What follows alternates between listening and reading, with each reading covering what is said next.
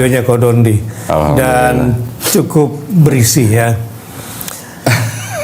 Gimana kabarnya sekarang kok? Alhamdulillah, saya dan teman-teman di Yayasan Garda Mualaf Indonesia, kami juga merasa bersyukur bahwa dakwah kami sekarang sudah mulai dikenal di masyarakat. Karena memang dari awal tujuan kami adalah untuk mensosialisasikan ilmu kristologi yang mempelajari tentang kekristenan, tetapi juga digabungkan dengan seluk-beluk Islam, yaitu ilmu Islamologi. Baru tuh kalau kita dulu kenalnya cuma kristologi. Kristologi ya. Nah, jadi sekarang kita harus gabungkan, Ustaz. Kenapa? Karena Islam juga diserang. Oh gitu. Ya kan? Islam juga diserang, Islam juga menerima syubhat-syubhat. Jadi kita kan juga harus membela Islamnya juga, gitu ya. Banyak ayat-ayat Quran yang ternyata dipakai oleh kalangan mereka untuk memurtadkan orang Islam, Ustaz. Jadi orang Islam yang murtad karena ayat Quran tuh banyak. Nah, karena ayat Quran ditafsirkan dengan kacamata mereka. Contohnya satu aja kok yang sering mereka buat apa misalnya? Paling banyak begini, Ustaz. Quran surat Maryam ayat ke-71 dikatakan tidak ada seorang pun dari kamu yang tidak mendatangi neraka. Ya, itu adalah sebuah ketentuan yang sudah ditetapkan. Jadi mereka misionaris akan menggunakan ayat itu bertanya kepada orang Islam, ngapain kamu jadi muslim kalau kamu sudah pasti masuk neraka? Coba. Ya, itu salah satu. Nanti ada lagi Quran di surat Ali Imran misalnya ayat ke-45. Nabi Isa alaihissalam disebut sebagai kalimatullah. Tuh, lihat Nabi Isa tuh kalimatullah, firman Allah. Sama dengan di Bible. Di Bible Yesus adalah firman yang menjelma jadi manusia. Salah satunya.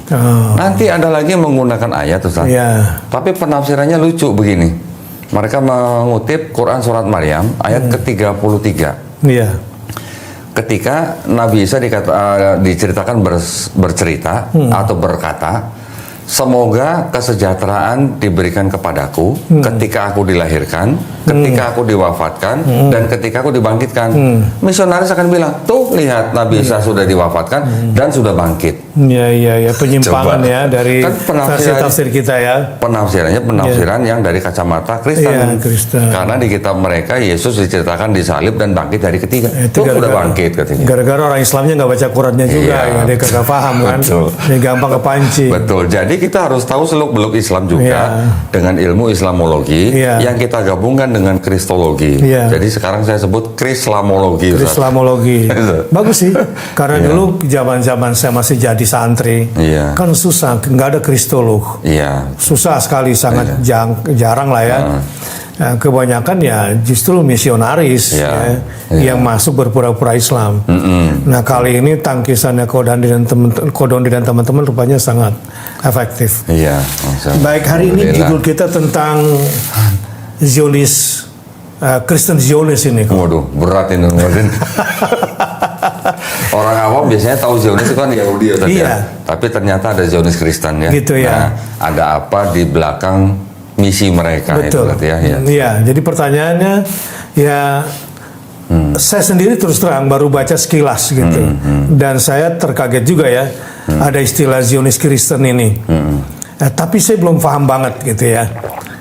Kodondi bisa ceritakan nggak kira-kira atau kepada publik lah secara sederhana ya, apa itu Kristen Zionis itu?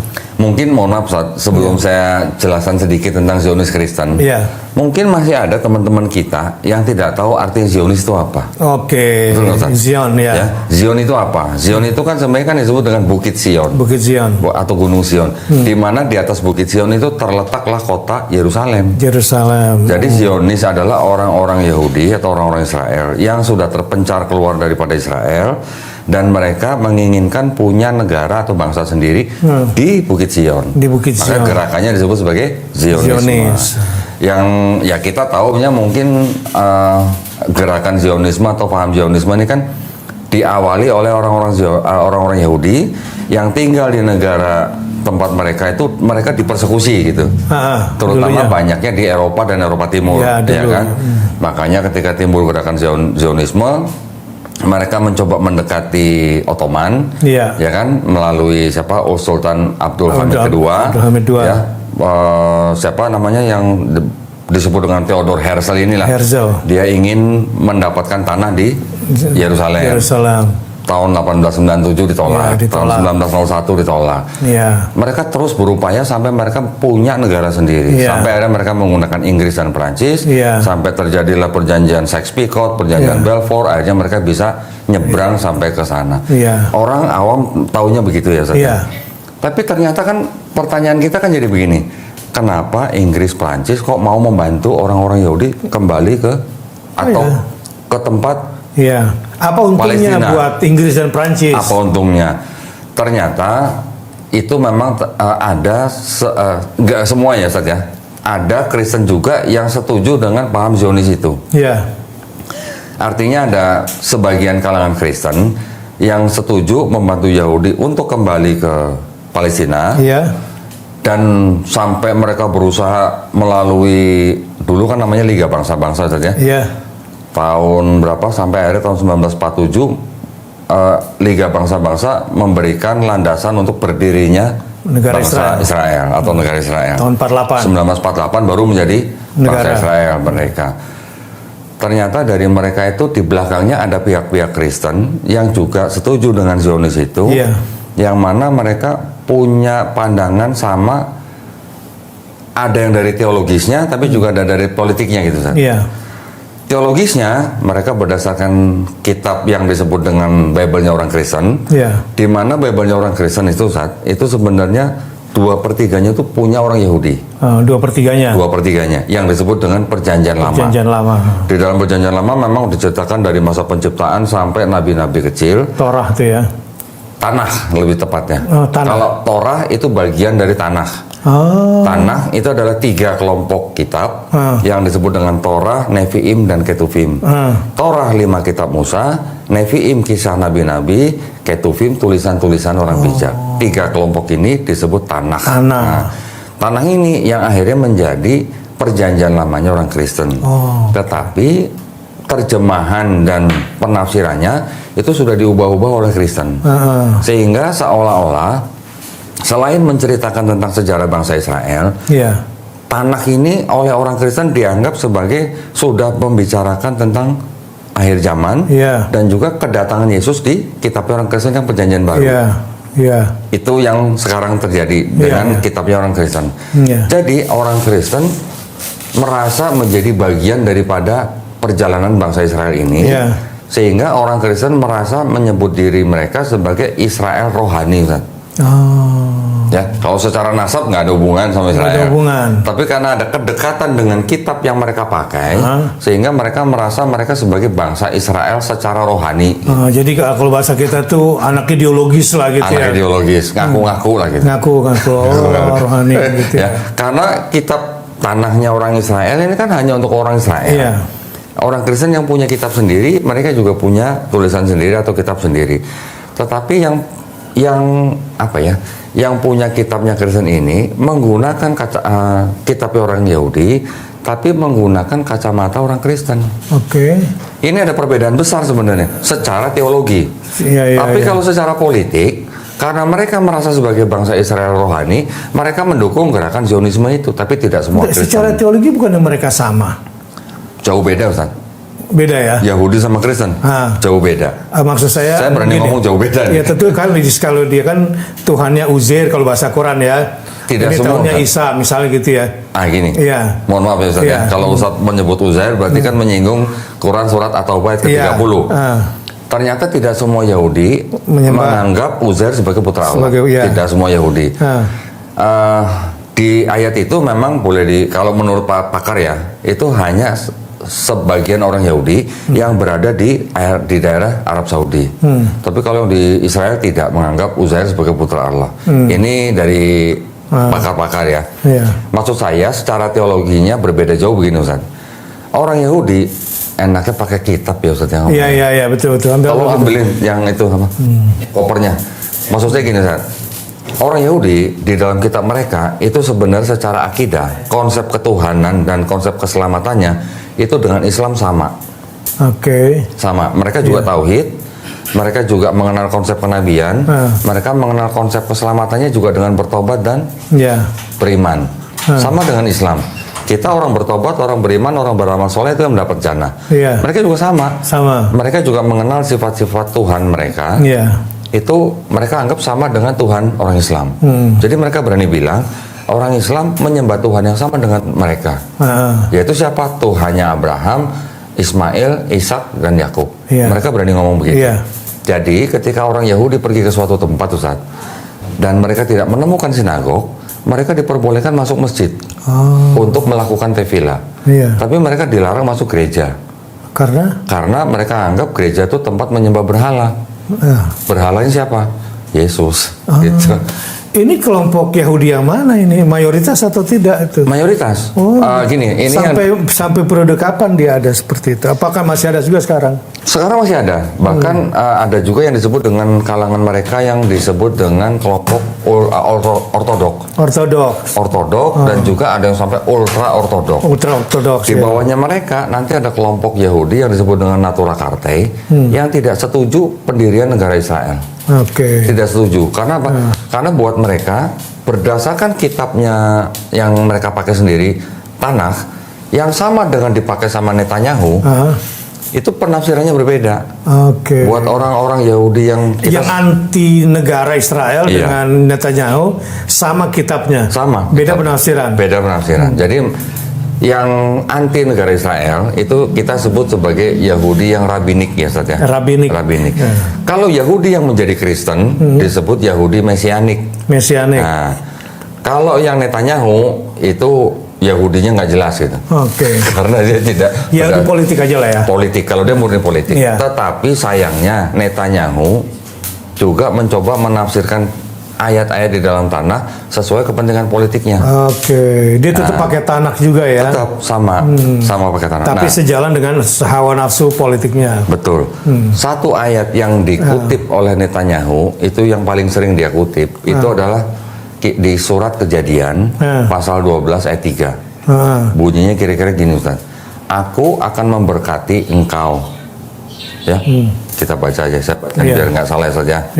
Aku akan memberkati orang-orang yang memberkati engkau. Nah, engkau ini maksudnya siapa? Abraham atau Nabi Ibrahim alaihissalam kita kenal. Dan mengutuk orang-orang yang mengutuk engkau. Dan olehmu semua kaum di muka bumi akan mendapat berkat. Ini ayat sering dipakai sama Netanyahu sebagai dalil bahwa mereka boleh membasmi orang-orang yang membenci mereka. Atas nama keberkatan itu semua. Atas nama keberkatan ini. Jadi boleh dikatakan Netanyahu menggunakan ayat ini untuk mempersempit makna gitu. Maknanya dipersempit, jadi ini ada hubungan dengan negara Israel yang sekarang gitu.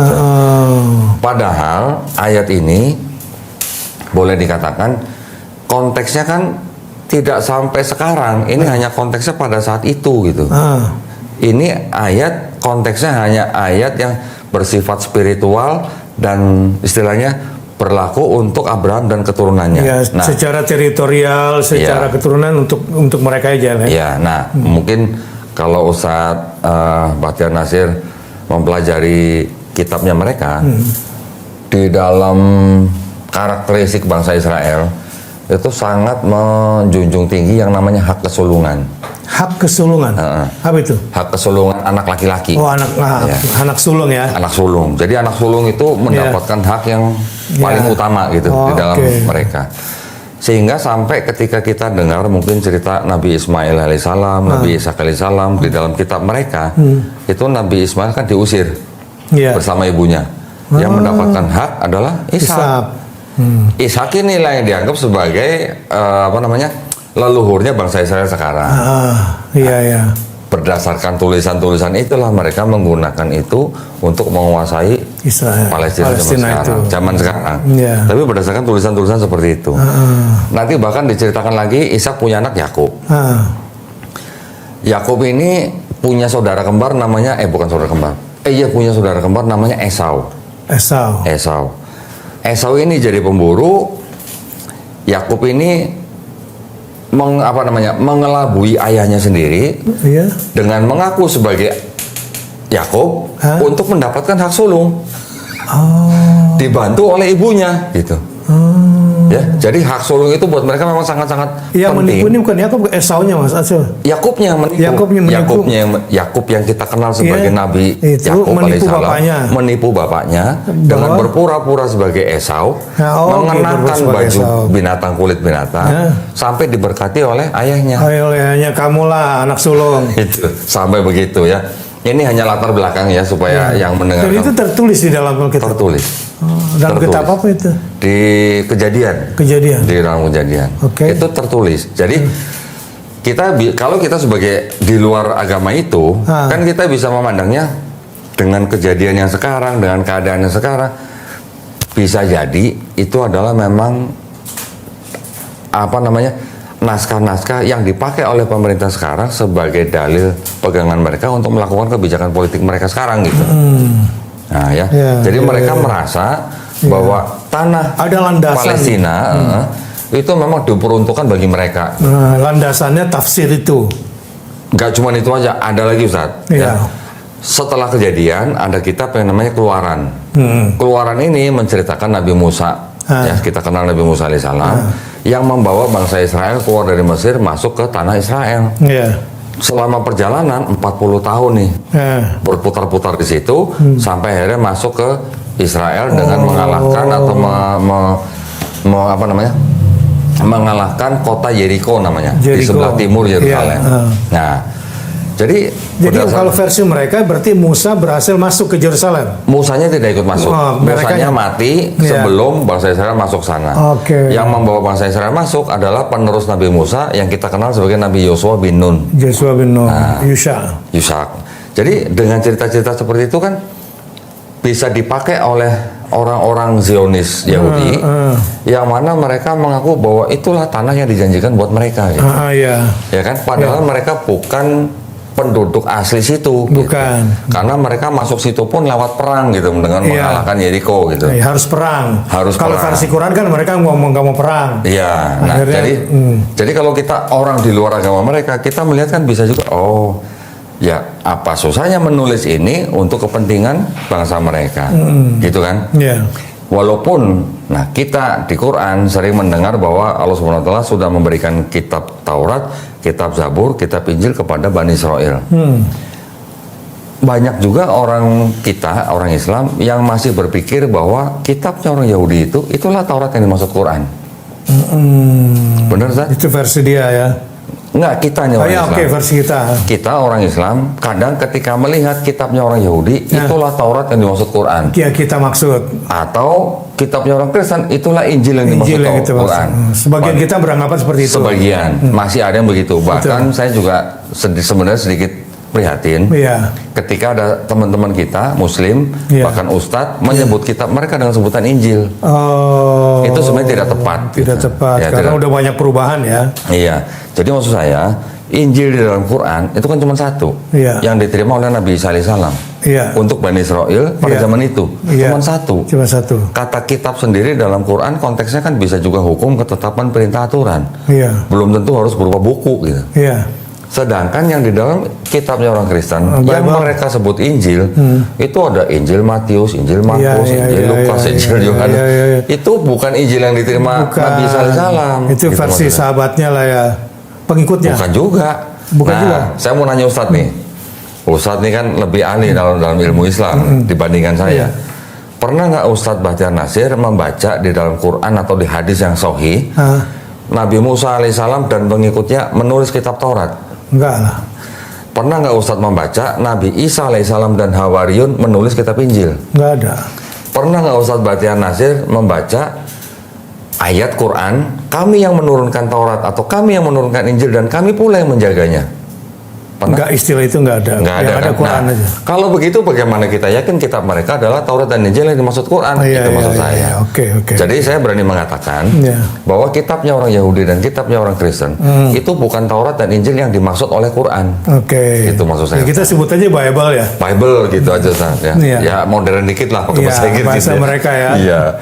Paling jauh Holy Bible. Paling jauh. Tapi itu bukan Taurat dan Injil yang dimaksud Quran. Karena Quran juga sudah berani menyatakan bahwa mereka Bani Israel sebelumnya sudah mengubah-ubah ya kan? Bahkan ketika Nabi Isa alaihissalam diutus kepada Bani Israel, itu juga mereka sudah berani mengubah-ubah. Bahkan Quran juga sudah berani mengatakan bahwa yang disebut sebagai berasal dari Allah ternyata bukan. Itu semua sudah saya buktikan, Ustaz. Jadi Zionis Kristen ini berarti punya landasan-landasan teologis itu semua ya? Iya. Nah, sehingga mereka mengatakan bahwa apa yang mereka lakukan ini adalah sah ya, berdasarkan teks-teks kitab suci mereka. Jadi teologi atau pemahaman Zionisnya Yahudi dan pemahaman Zionisnya Kristen, Ustaz, sebagian Kristen ini sebenarnya tidak 100% sama. Kalau yang Zionisnya orang Yahudi, mereka murni ingin punya negara sendiri dengan apapun caranya. Tapi kalau yang Zionis Kristen, ini mereka ingin membantu orang-orang Yahudi itu mempunyai negara mereka sendiri, tapi mereka punya agenda di belakangnya. Apa itu? Agenda di belakangnya apa? Mereka ingin menjadikan orang-orang Yahudi itu masuk Kristen. Oh, sebentar sebelum ke sana. Lokasinya berbeda nggak antara dua kelompok ini? Apakah harus di Bukit Zion? Iya. Kan mereka pernah punya rencana juga sebelumnya, ada yang selain di Zion ini kan, rencana-rencana bersama Inggris dulu. Setahu saya kalau kita bicara Zionisme itu tempatnya cuma di Yerusalem aja, Ustaz. Tidak ada tempat lain. Karena gini, orang Yahudi punya kitab sendiri, Tanakh. Di Tanakh ini ada konsep Mesias. Nah ya, ada Mesias yang akan datang. Kristen mengklaim bahwa Mesias yang dimaksud dalam kitab Yahudi itulah Yesus. Dan mereka juga punya kitab lagi yang disebut dengan Wahyu yang meramalkan bahwa Yesus itu nanti kan akan datang lagi kedua kali. Kedua kalinya. Kita Islam juga punya hal yang sama. Tetapi di dalam perbedaannya, orang Kristen menyatakan bahwa Yesus yang akan datang itu sebagai hakim yang adil dan sebagai Tuhan, sebagai Mesias yang dijanjikan. Makanya dia disebut Tuhan gitu. Nah, ini agak berbeda dengan Yahudi, Ustaz nih. Mesiasnya yang dalam kitab Yahudi itu dia mempunyai beberapa syarat. Syarat pertama, yang datang Mesias itu benar-benar manusia, bukan Tuhan yang jadi manusia. Ini kata orang Yahudi. Mesias yang akan datang itu harus keturunan Raja Daud melalui anaknya Salomo, atau kita kenal Nabi Sulaiman dari Salomo. Mesias yang akan datang itu nanti datang ketika di seluruh dunia sudah tidak ada perang. Mesias yang akan datang itu nanti akan datang ketika seluruh manusia di bumi ini sudah mengenal Hashem atau Tuhan yang Maha Esa. Mereka sebut Hashem. Mereka tidak boleh sebut yang 4 huruf itu Yod, He, Vav, He. Mereka ganti dengan Adonai atau Hashem. Dan di dalam kitabnya orang Yahudi itu tidak ada konsep Mesias yang akan datang itu datang menyelesaikan misi, pergi, datang lagi. Nggak ada begitu, nggak ada istilahnya PP gitu, nggak ada. Tapi kalau di Kristen, kitabnya Kristen menceritakan bahwa Yesus itu Mesias, dianggap Yesus itu keturunan Daud, tapi melalui ayah tiri gitu. Ayah tiri ini suaminya Maria. Kalau kita di Islam, kita mengenal sosok ibunda daripada Nabi Isa alaihissalam, Maryam, tidak punya suami. Tapi kalau di kitab Kristen punya suami. Namanya Yusuf. Dia dianggap sebagai keturunan Raja Daud melalui Salomo. Tapi kan ayah tiri. Karena di dalam kitab Kristen mereka juga menceritakan Yesus lahir dari Roh Kudus. Gitu. Ya, bukan hasil hubungan badan antara Maria dan Yusuf. Itu menurut orang Yahudi, kalau anak tiri atau anak adopsi itu tidak bisa diklaim sebagai anak keturunan Daud melalui Salomo. Ketika Yesus lahir masih ada perang. Zaman sekarang juga masih ada perang. Ketika Yesus lahir masih ada banyak orang yang tidak mengenal Hashem. Bahkan sampai sekarang ada orang-orang pedalaman yang tidak mengenal Tuhan Yang Maha Esa. Jadi buat orang Yahudi, Yesus bukan Mesias yang dijanjikan. Buat orang Kristen, Yesus Mesias yang dijanjikan. Nah, perbedaan konsep Mesias ini yang sekarang boleh dikatakan sama Kristen ini diikutin dulu. Tapi ketika Yahudinya sudah menguasai Yerusalem, sudah menguasai Palestina, nanti Kristen yang ini yang akan mengkristenkan. Nah, gitu. Karena mereka membantu lewat Prancis, lewat Inggris, lewat Amerika. Secara politik kan mereka sekarang punya semua gitu. Jadi nanti siapa yang menang menggunakan istilah Mesias itu ya. Jadi Mesias Kristen yang dipakai nanti, bukan Mesias Yahudi ya. Maunya orang Kristen begitu. Tapi sekarang dipakai dulu. Iya, sekarang mereka seperti seolah-olah mendukung Yahudi sebagai istilahnya kakak tua mereka gitulah. Jadi inilah artinya Kristen Zionis yang di Amerika yang mendukung itu sekarang. Iya. Kalau evangelical sendiri apa itu? Evangelical itu kan, evangelical itu kan istilah untuk penyebaran agama mereka. Iya. Ya. Dan yang mengikuti tafsir atau paham Zionis Kristen ini tidak semua Kristen, Ustaz. Ya. Hanya kalangan evangelical konservatif saja. Katolik sendiri melalui pausnya mereka tidak mau mengikuti Zionis. Jadi paus menganggap bahwa ayat yang tadi dipakai atau dikutip oleh siapa? Bibi Netanyahu itu sebenarnya berlaku untuk semua umat manusia, bukan untuk Israel zaman sekarang aja gitu. Iya. Jadi ada perbedaan Ustaz nih antara tafsir Zionis Kristen dan tafsir Kristen Arus Utama. Ini ada perbedaan. Makanya Paus kan juga menyerukan bahwa di Yerusalem itu harusnya menjadi kota yang penuh damai, bukan kota yang sekarang penuh dengan perang gitu. Ya, ini ada perbedaan. Menurut kalangan akademisi, kalangan akademisi sendiri menganggap bahwa pernyataan Netanyahu dengan menyebut-nyebut kejadian 12 ayat 3 sebagai dasar mereka melakukan tindakan genosida, menurut kalangan akademisi itu adalah sebuah anakronisme. Anakronisme itu artinya menyebutkan sesuatu yang kuno untuk zaman sekarang gitu. Jadi tidak sama zamannya atau tidak sesuai zamannya. Sebenarnya ayat itu untuk zaman dulu, tapi dipakai sama Netanyahu untuk zaman sekarang. Sekarang arus orang Kristen Zionis ini di Eropa Amerika besar nggak sih? Sebenarnya boleh dibilang besar atau tidak terlalu besar saja. Tapi yang jelas pengaruhnya yang besar. Pengaruhnya yang besar maksudnya mereka masih bisa punya kemampuan untuk mempengaruhi pemerintah yang jadi berkuasa. Selain gerakan teologis mereka juga lakukan gerakan politik ya? Betul. Seberapa besar pengaruhnya dengan Republikan dan Trump? Sekarang gini Ustaz, siapapun yang menang jadi presiden di Amerika, mereka harus pergi ke Yerusalem dulu kan? Iya betul. Harus ke tembok ratapan dulu kan? Betul. Berarti pengaruhnya besar ya? Yahudi itu juga sangat besar. Jadi artinya siapapun presiden siapapun presiden di Amerika, dari Demokrat maupun Republik tetap aja harus ke tembok ratapan dulu. Sebagai apa? Sebagai yang menyandang disebut dengan apa ya? Bintang Daud gitu. Ya.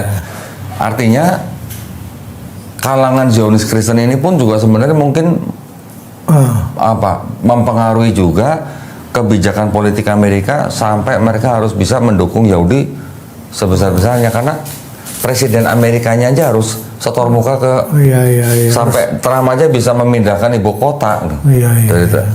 Kan artinya apa? Pengaruh politik sangat kuat. besar gitu. Tapi itu nggak berpengaruh di Demokratnya.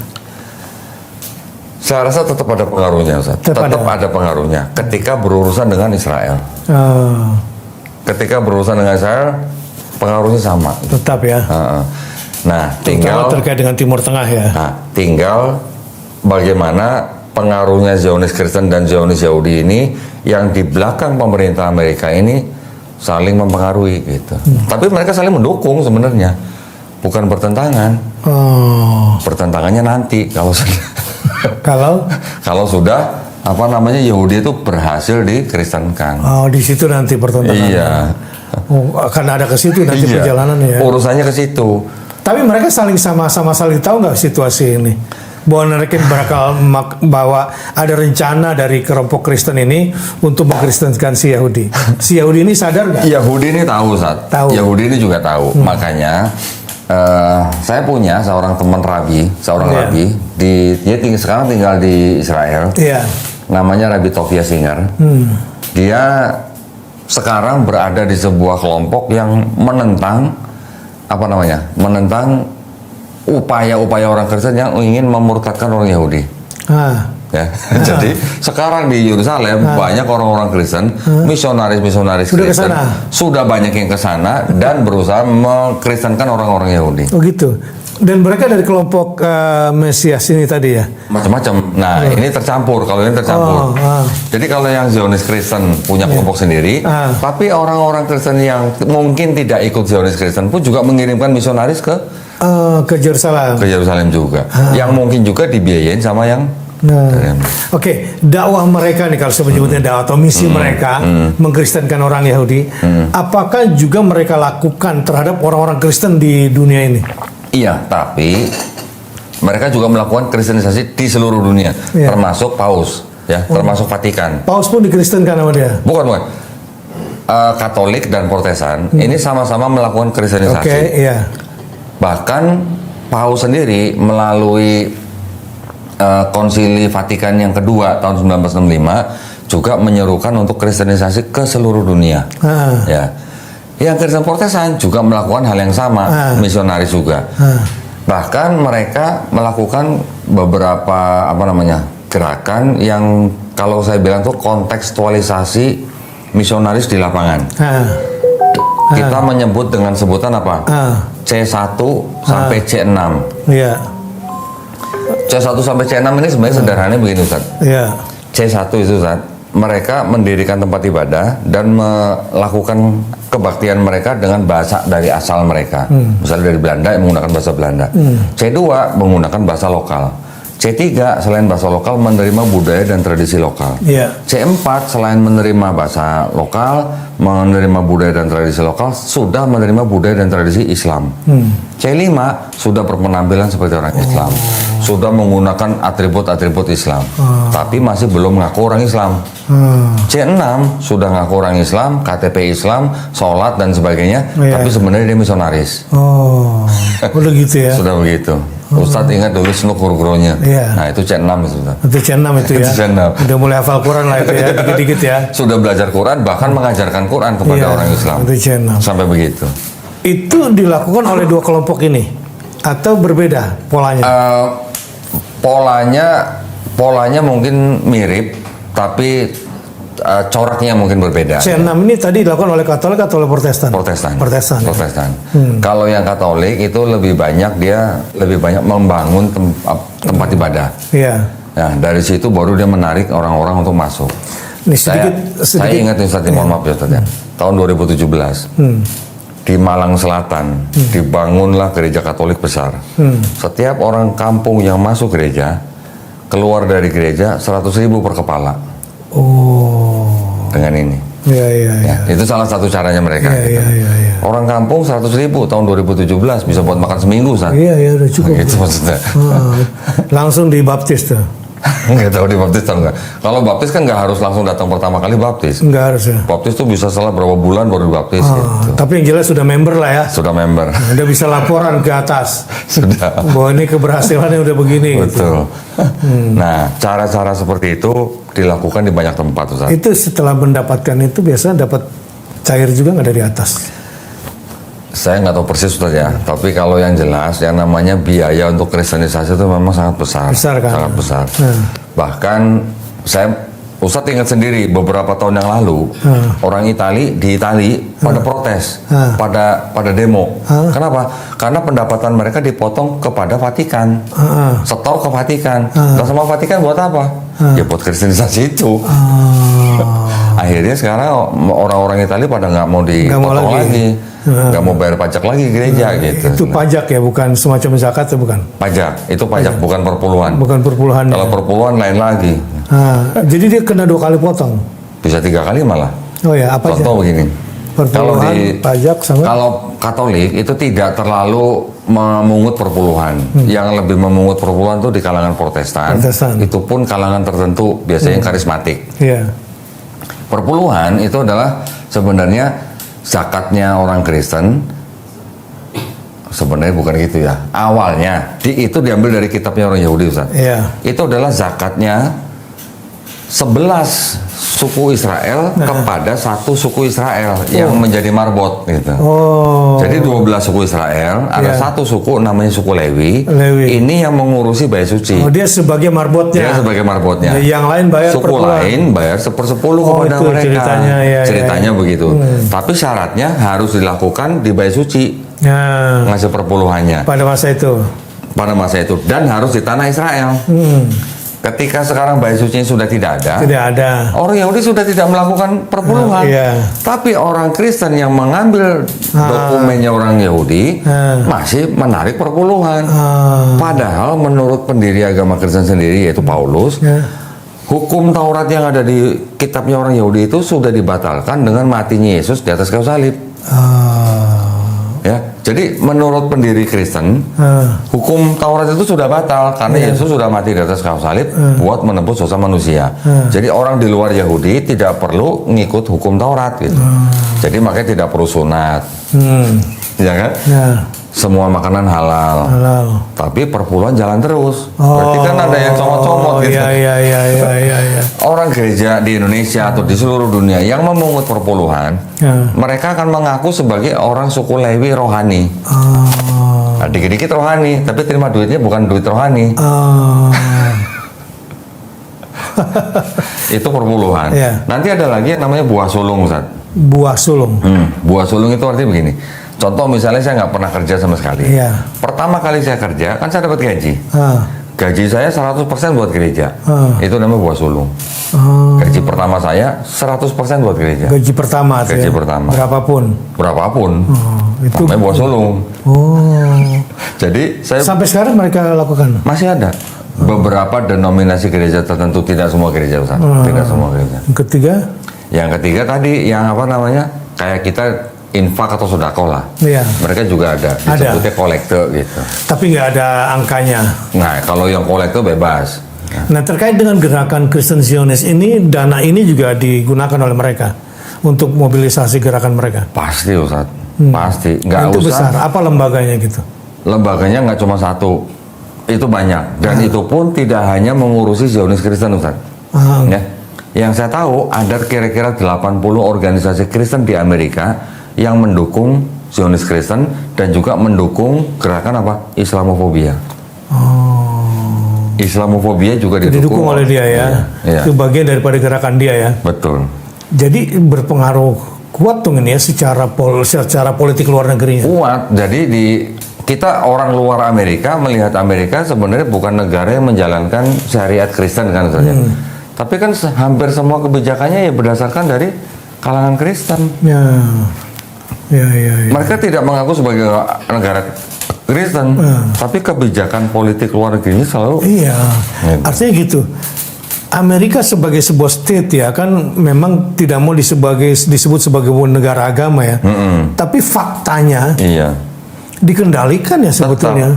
Tetap. Baik dalam maupun luar negerinya. Betul. Ya. Oleh kelompok ini ya. Betul. Karena kekuatan lobby dan kekuatan suara mereka. Betul. Juga kekuatan materi mereka. Betul. Karena di belakang pemerintah Amerika sekarang juga ada orang-orang Yahudi yang sangat kuat dalam finansial. Misalnya George Soros. Nah, mau membolak-balikan keuangan suatu negara kan gampang sekali. Kita tahu George Soros. Dulu Argentina aja hancur kan. Betul. Indonesia dulu hampir 98. Jadi di belakang pemerintah Amerika Serikat juga ada orang-orang Yahudi yang sangat kuat secara finansial. Jadi mereka punya pengaruh besar di situ. Tetapi ironisnya di Amerika pula ada orang-orang Yahudi yang tidak setuju berdirinya negara Israel. Yang tadi saya bilang. Kelompok rabis. Kelompok-kelompok Yahudi yang ortodok, yang paling vokal itu kelompok yang disebut dengan Natura Cartae.